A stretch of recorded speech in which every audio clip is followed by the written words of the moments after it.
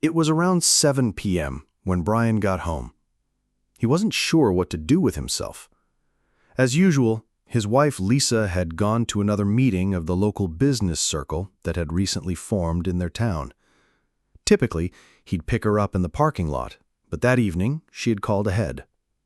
"Brian, don't wait for me," she said. "We have an unexpected guest at the club, and getting to know him could be very useful." "Who is it?" "Victor Matthews. He's the chairman of the statewide business council. He's only here for the day." "Is he spending the night in town?" "No, his train leaves at 10. "So why can't I come to the meeting too and meet him?" "I really don't think that's a good idea." "Let me remind you, we're not just husband and wife, we're business partners, 50-50.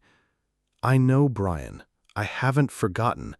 But you handle operations and I handle client relations. So what? I guess that means I can skip the parking lot and just get drunk at home?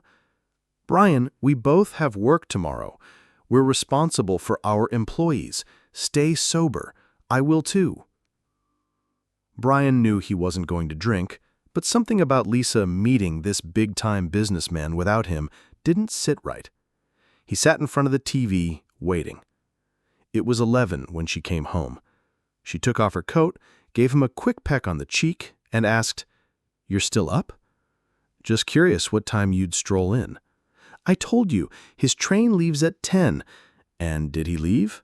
"Of course. I even saw him off." "You personally?" "Well, not just me. Anyway, he invited us to attend a meeting of the state council next month. All the top business people will be there. It's time we moved beyond our small town and went statewide." "I don't know. I'm not thrilled about any of this, especially your constant solo trips to these meetings." "What's so scary about that?" "I just don't see any benefit from these clubs, but I do hear rumors, how you flirt with the guys there. Want to explain that?" "That's not true. I talk to people, sure. That's my job. But it's all professional." "Then why are you always going alone?" "Because you're always busy running production and managing the service crews." "That's not true. Every time I suggest going with you, you suddenly don't feel like going that day. You think I haven't noticed?" "Brian, stop. If you really want to come with me tomorrow." "Tomorrow? Your little gatherings are usually on Wednesdays and Fridays. Tomorrow's Monday. Club's closed." "Fine. Come with me any day you want." "I'll think about it." On Wednesday, Brian finally joined her at the business circle. After the meeting, they had a tense conversation. Lisa was the one who started it. "Well, what didn't you like?" "Your boyfriend wasn't there." "My what?" "Kyle. That's his name, right?" "What makes you think Kyle is my boyfriend? We work together." "Sure. Then show me your messages." "Business communication, right?" "Messages? You had to have warned him not to show up today since I'd be with you." "I didn't warn anyone." "Then show me the texts. I'm your business partner too. I have a right to see them." "I'm not showing you anything. That's personal." That night ended in a serious fight. 10 days later, Lisa received a formal invitation to the statewide council meeting. Brian found it in their mailbox and silently placed it in front of her. Ever since their argument, Lisa had stopped going to her usual club meetings. Now, eyeing the invitation, she said, "Victor kept his word. This could be big for our business. Are you coming with me?" "You're inviting me?"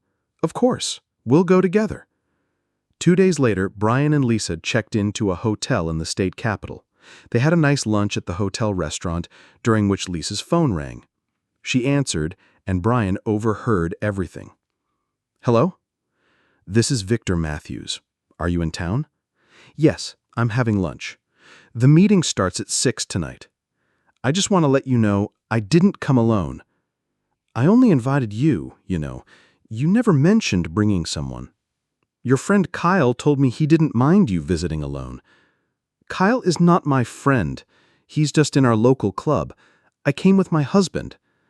"Well, the invitation was for one. But fine. Come on your own. We'll talk." Lisa ended the call and turned to Brian. I'm going alone. You'll have to stay in the room. Because Kyle thinks you should come alone? What do you want me to do? I want us to go together or not at all. I can't miss this chance to level up. They argued again. Lisa went upstairs, changed, and left without another word. You can get yourself a drink if you want. I'll be back by 11, hopefully with good news. As soon as the door closed, Brian packed a small bag, left the hotel key at the front desk, and took off. He had lived in this city years ago and still had friends around. One of them was Steve, an old coworker from the plant. Steve was surprised to see Brian on his doorstep with a bag, but he let him in without questions. They sat in the kitchen. Brian poured himself a strong cup of tea. Steve studied his friend's grim face and asked, "Trouble?" "My wife," he said with a heavy sigh. "I think she's lying to me." He gave Steve a brief rundown. The clubs, the sketchy messages, the new businessman, the weird phone calls, and now this exclusive invitation without him. Steve thought for a moment. "Sounds shady, but are you sure you want to just run away? Maybe you should figure out what's really going on." "How? She clearly cares more about these connections than our marriage." "Then let's dig. My company actually does the maintenance for that business council building. I know a way in, without anyone seeing us. But no stupid moves. Let's go. I need to see for myself." Half an hour later, they were outside the business center. Brian was smoking nervously. Steve scoped out the entrance. "You really want to go in?" "Yeah, but not as me." "What?" "I want to see what happens when she doesn't know I'm watching." Steve smirked. "All right, follow me. We'll go through the back. I've got keys, and security won't see us on the monitors." They circled to a discreet side door. Steve unlocked it, and they slipped inside. Quietly, they climbed the service stairs to the third floor. The hallway was sleek, lined with offices. Voices came from one room. Brian stepped closer and froze. Through the slightly opened door, he saw Lisa sitting next to a well-dressed man in his 50s, likely Victor Matthews. But what really made his blood boil was Kyle seated on her other side, resting a hand on her shoulder. Brian snapped. He stormed in and kicked Kyle off his chair. Kyle hit the ground hard and didn't get up. "What the hell is this?" Victor shouted, jumping to his feet. Quickly, Steve grabbed Brian and dragged him out before things escalated. Police arrived unusually fast. Kyle was still out cold. Lisa, thinking fast, told the officers that Kyle had spiked her orange juice, but Victor accidentally drank it. He was allergic to citrus. Victor demanded Kyle be searched. Officers found a small bag of white powder in his jacket. Just like that, Kyle went from victim to suspect. Paramedics were called to take Victor for testing. Steve and Brian slipped out unnoticed and watched the scene from the shadows outside. Steve was fuming. "I told you, no drama. I swear if you hadn't stopped me, I'd have hit Victor too." "You don't get it. Victor's a serious guy. He runs the whole state business council. Then what the hell was my wife doing in his office?" "Ask her." "I'm not going back." "Why not?" "Because the cops are probably looking for me already. I'd rather disappear here." Steve and Brian circled the building and came out near the main entrance, just in time to see Kyle being escorted out in handcuffs, his face bloodied. He was resisting, but the cops didn't go easy. Upstairs, on the third floor, Victor Matthews' office lights were still on. A moment later, they went dark. Victor emerged from the building with Lisa. They both got into an ambulance and drove off. Brian clenched his fists. Steve glanced at him and said, "Feels like we missed something. Let's not press our luck. We should head home." Back at the hotel, Lisa opened the door to their room. Empty. No sign of Brian. Only a note on the table. "We're no longer partners. In business or in life. Brian." Panic rising in her chest, she immediately called Victor. "Victor, I have a problem. My husband's gone. I think he left for home." "Did he leave anything behind?" Yes, a note saying we're no longer partners. But he doesn't even know what really happened. Brian hadn't gone home. Instead, he reached out to Steve and asked for a job. Steve, curious but always loyal, agreed to look at a business plan Brian had scribbled down. It outlined a small-scale, privately run plumbing and maintenance crew, something flexible and responsive for homeowners and local businesses. Steve reviewed the proposal, nodded, and said, "You know what? Let's do it." Within a few days, Steve's company had a new department, Emergency Plumbing Services. Brian became the head of a small crew of 5 technicians. They took on everything from leaky pipes and broken heaters to full-blown sewage blockages. They weren't flashy, just effective. And the work kept Brian too busy to dwell on Lisa. Meanwhile, Kyle woke up the next morning in a holding cell. His lips were cracked, and every breath hurt. He regretted resisting the cops. The hazy image of Lisa's husband bursting into the office and kicking him in the face was still muddled in his head. Real or imagined, he wasn't sure. The banned substances? Those were real, and he was in serious trouble. Kyle had been planning to spike Lisa's drink. He brought it with him, hidden in his suit jacket, figuring no one would check him inside the club. During the meeting, he saw his chance and slipped something into her orange juice. But then Victor took a sip. Kyle had known instantly he was screwed. The next thing he remembered was a foot to the face. Now, sitting across from a detective, Kyle tried to keep it together. The man laid out a file of papers on the table and leaned in. "So, ready to talk? About what? About how you tried to ban substances Lisa Coleman and ended up nearly poisoning Victor Matthews?" "I didn't mean for any of that to happen." "Still happened, and Victor is in the hospital." "Maybe Lisa did it. Why do you think it was me?" "Because the office had a camera running. It caught you slipping something into the drink. We just didn't catch who knocked you out. The angle's bad." Kyle perked up. "So it's on video?" "Yeah. We see your hand, we see the powder, but your attacker's face? Not so much. Could have been Victor, for all we know. But between the substance in your coat and the security footage, you're in deep." "I didn't bring it to distribute. I was just scared to leave it in my hotel room." "What about the stuff in the drink?" "That was for Lisa, but Victor grabbed the glass first." "You realize that's attempted poisoning, right?" Kyle swallowed hard. "You're looking at 5 to 12 years minimum. So here's the deal. You cooperate, maybe we cut you some slack." "Okay, I'll talk." "Great.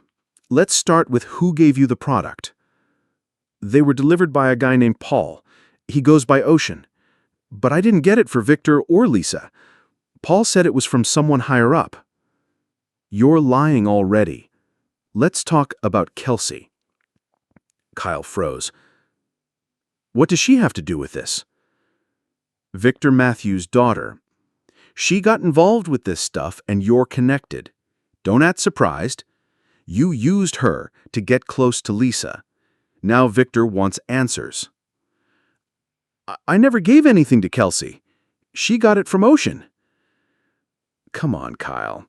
You're not getting out of this by blaming a street-level go-between. Paul was just the courier, and you know it." Kyle looked down. "So this whole setup last night was a trap?" "Starting to get it?" "And you didn't think it was weird that Kelsey didn't show up to meet you yesterday?" "I called her. She didn't answer." "Because Victor had her checked into a wellness facility. She's clean now. And guess what? She's talking." Kyle looked like he was about to be sick. "Here's your problem," the detective continued. "Victor is not going to forgive the man who got his daughter involved in this scene, even if you talk. But if you give us the name of your supplier, the real one, we might keep you safe long enough to serve your time." "Safe? You think Victor is the only one who wants a word with you? You're holding product that belongs to people who don't exactly file complaints. I need time. You've got until Ocean gets brought in. After that, we don't need you anymore. Back in the hospital, Victor was recovering. The dosage in his blood wasn't lethal, but enough to make him violently ill. He called in his head of security, a man who'd been with him for years and helped plan the entire sting. They hadn't counted on Brian showing up. Lisa panicked. She didn't want to leave Brian behind, but she couldn't say no to this trip either. Do you think he knows what really happened?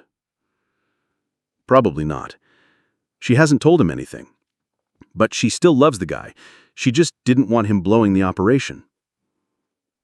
Lisa had first met Victor on a supply run to the state capitol. She was delivering components to one of his factories.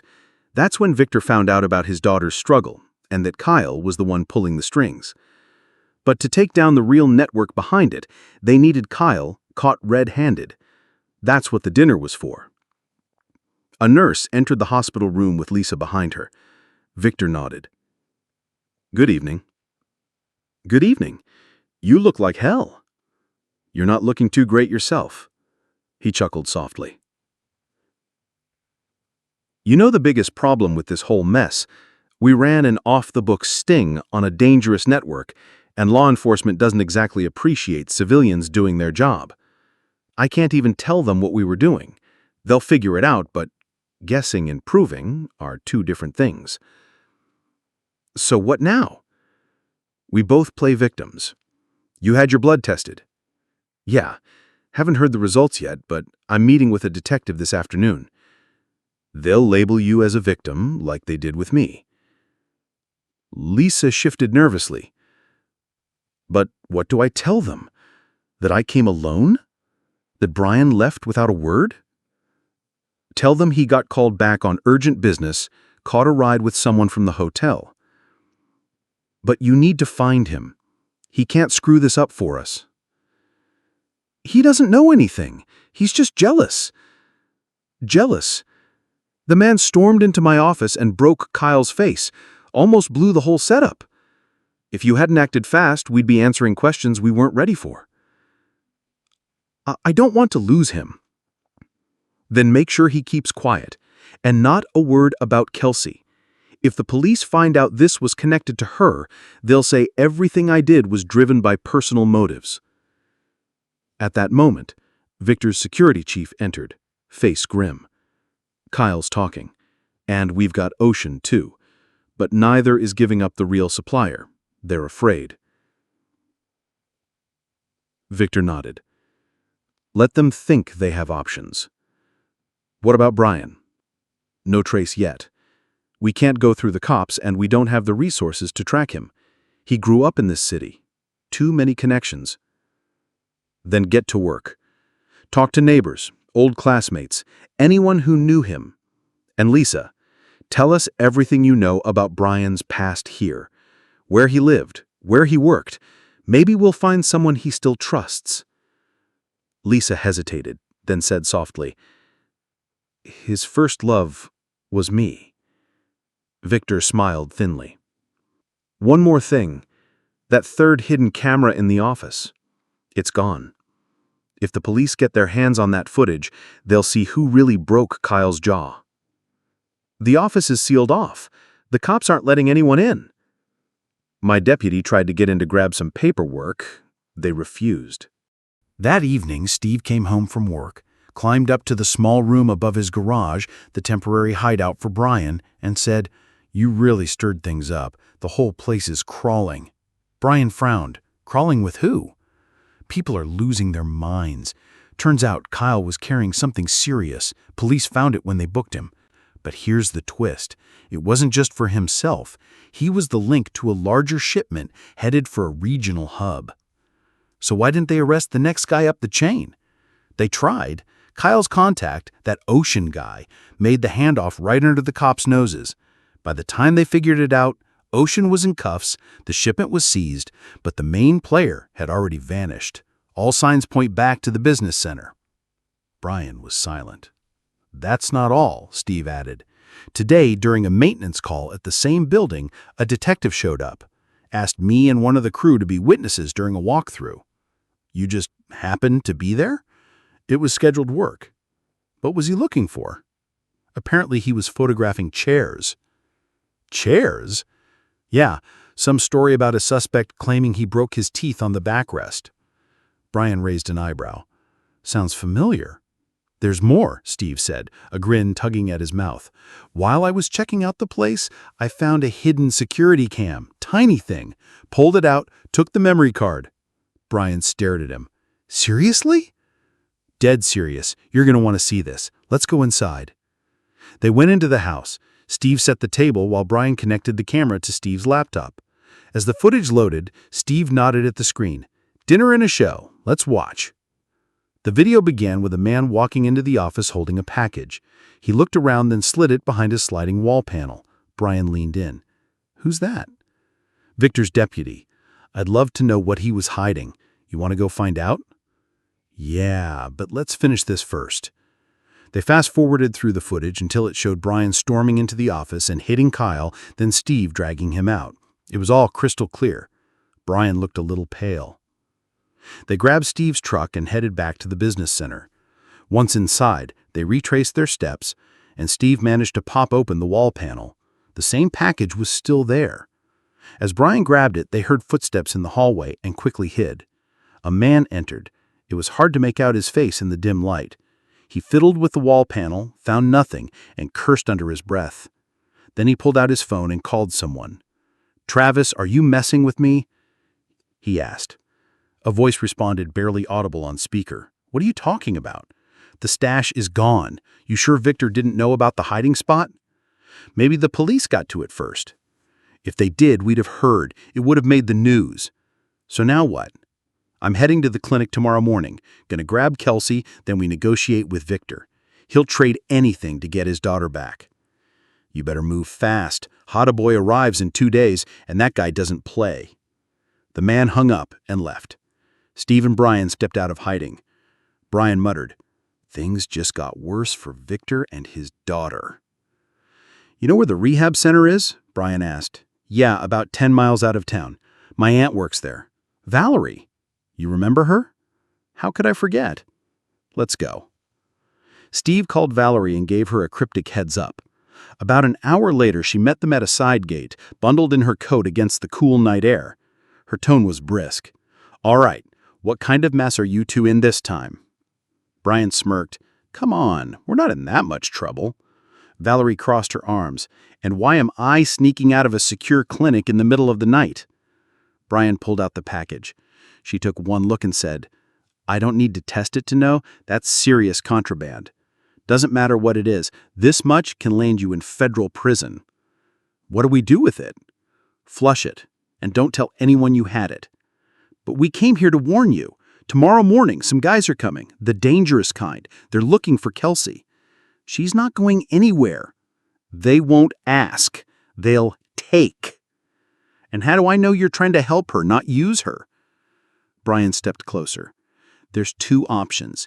Either you hide her or you let us take her and get her somewhere safe. There's no third choice." Valerie thought for a moment, then nodded. "I'll get her." She disappeared into the building and came back 10 minutes later with Kelsey. Disoriented but conscious. Her cheeks were flushed, her eyes bleary. "What's going on?" Kelsey murmured. Steve wrapped his jacket around her shoulders. "You're okay. You're safe. Just trust us."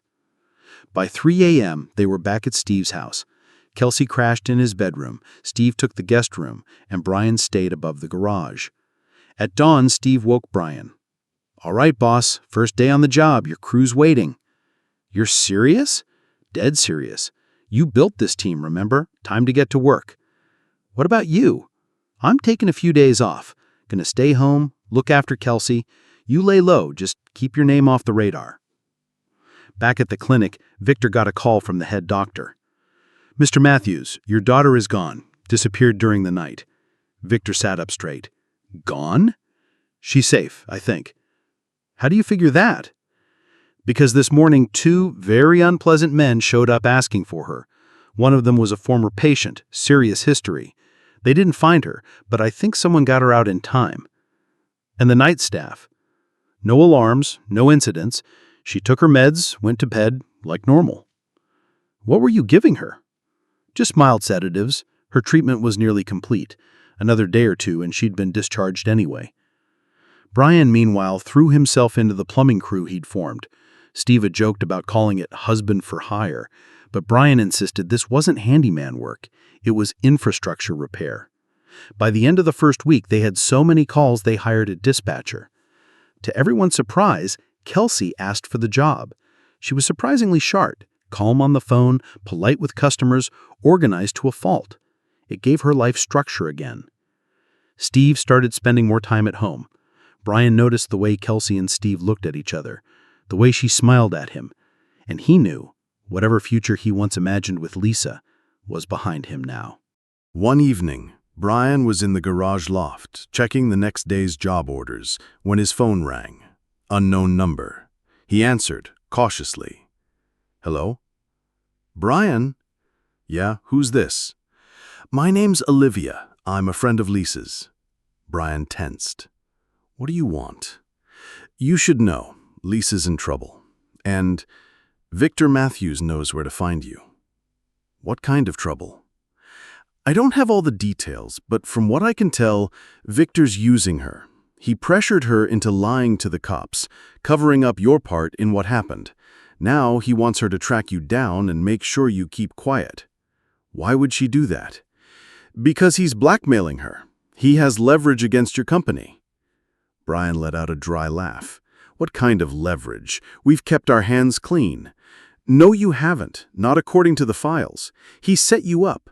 Substandard materials were routed through your jobs via fake vendors. He's planning to accuse you of fraud."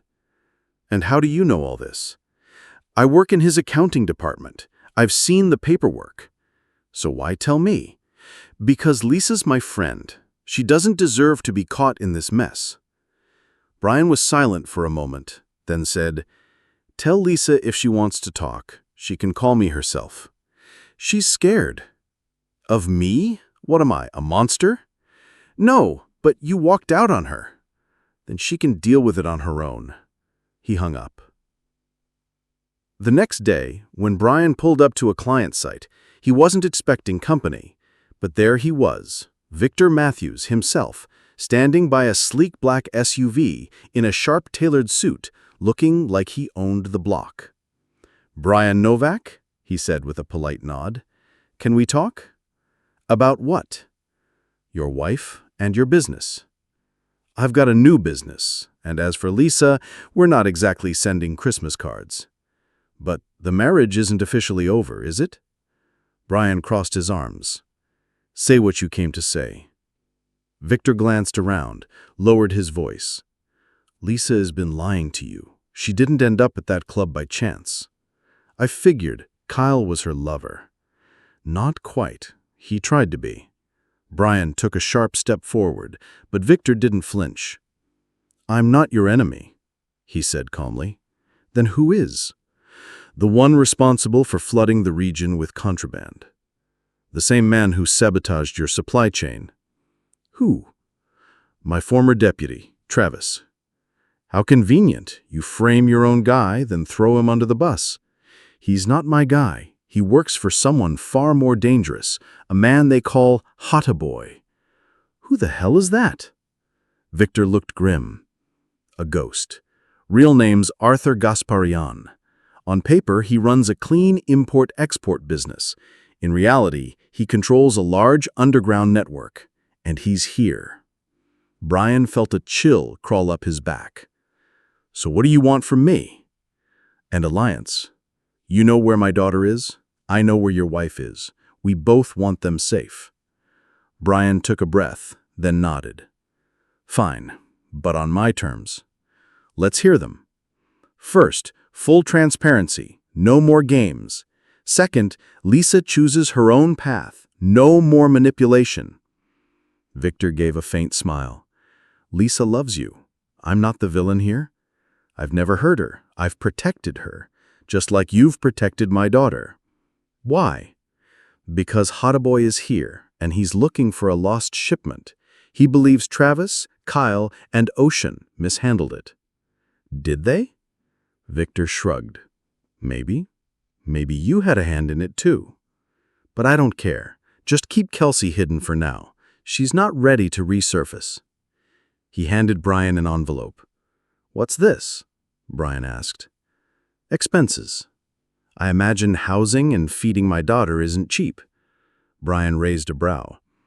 And you're feeding Lisa, right? They exchanged a faint smirk. That night, Victor handed over files on Travis. Emails, contracts, fake invoices. Enough to implicate him in fraudulent operations and link him to Gasparian's organization. Brian flipped through them. This is a lot, he said. Why now? Because Travis is falling apart. And Hottaboy doesn't forgive mistakes. He knows about what happened to Kyle. It's in the police reports. And he knows Kelsey disappeared. How? Travis told him, claimed I stole the product and used you to do it. Brian rubbed his temples. So now we're all targets. Exactly. Lisa, meanwhile, had been stashed away in Victor's lake house outside the city. That night, she overheard a conversation between Victor and his head of security, something about Brian, about where he might be. The next morning, she made a decision. She got in a cab and headed to Steve's house. Steve opened the door, surprised. Lisa, do you have any idea how risky this is? I need to talk to Brian. Brian appeared in the hallway, arms crossed, gaze cold. So what now? Victor sent you to shut me up?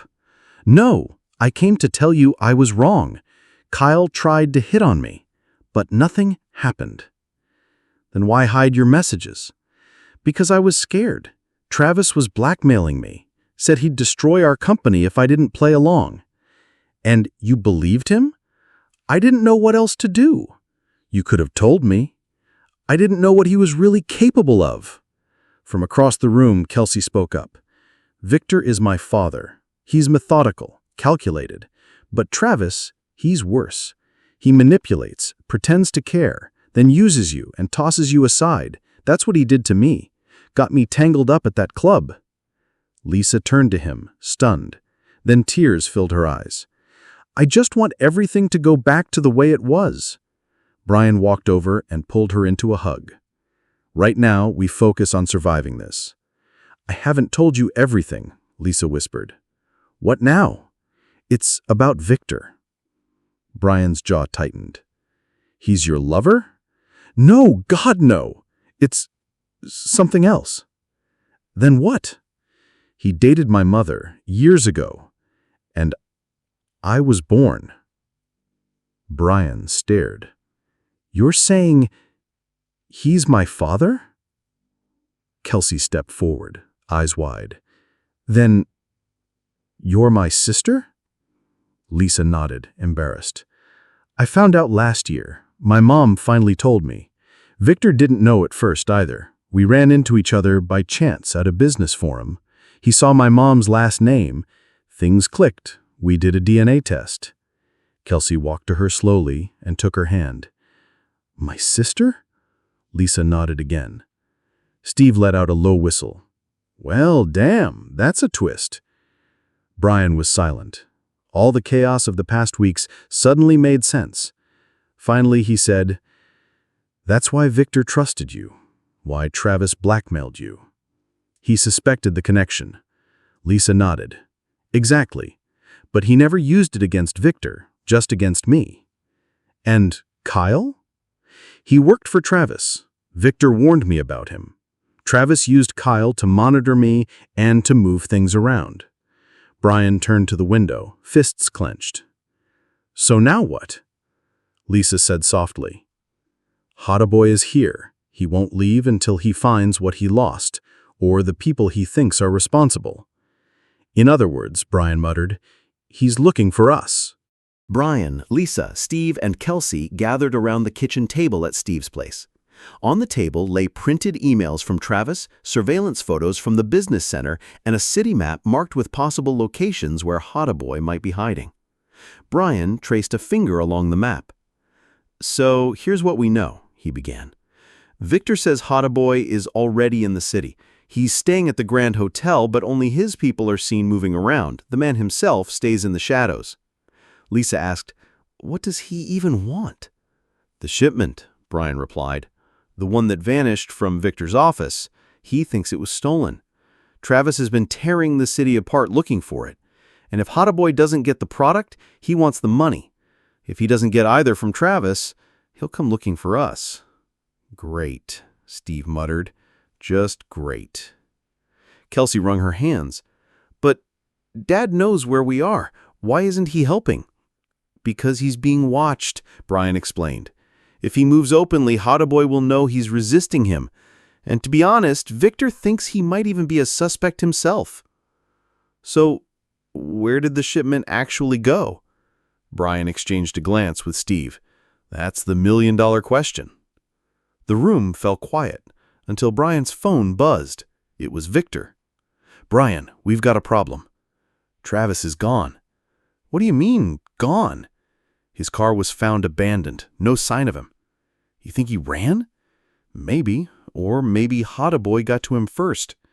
Which means he's cleaning house. And next he comes for me, then you. What's the play? We disappear before he finds us. Meet me at the old freight warehouse." An hour later, they met on neutral ground, a shuttered warehouse on the edge of town. Victor came with his head of security. Brian brought Steve. Lisa and Kelsey stayed in a safe location. Victor wasted no time. "Hottaboy knows the package disappeared from my office. He thinks either Travis took it, or I did, or law enforcement did." "And who did?" "I passed it to a trusted contact inside law enforcement." Steve blinked. "So the authorities have it?" "Yes, but Hottaboy doesn't know that." "Which is why he's still hunting us," Brian said. Victor nodded. "He won't stop until he gets what he thinks is owed to him, or makes an example." Brian frowned. "Then why take out Travis?" "Because Travis blew it. He was supposed to frame me. Instead, he got sloppy.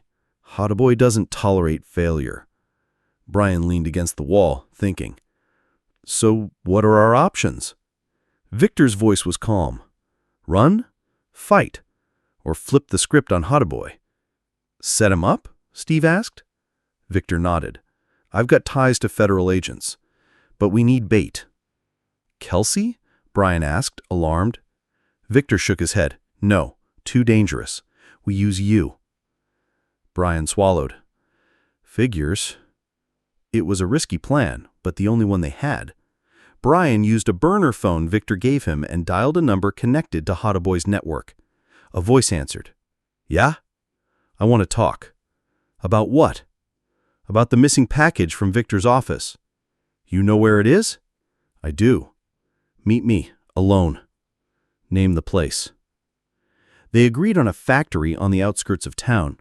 Brian went alone, but he knew Victor and federal agents were already in place, watching from a distance.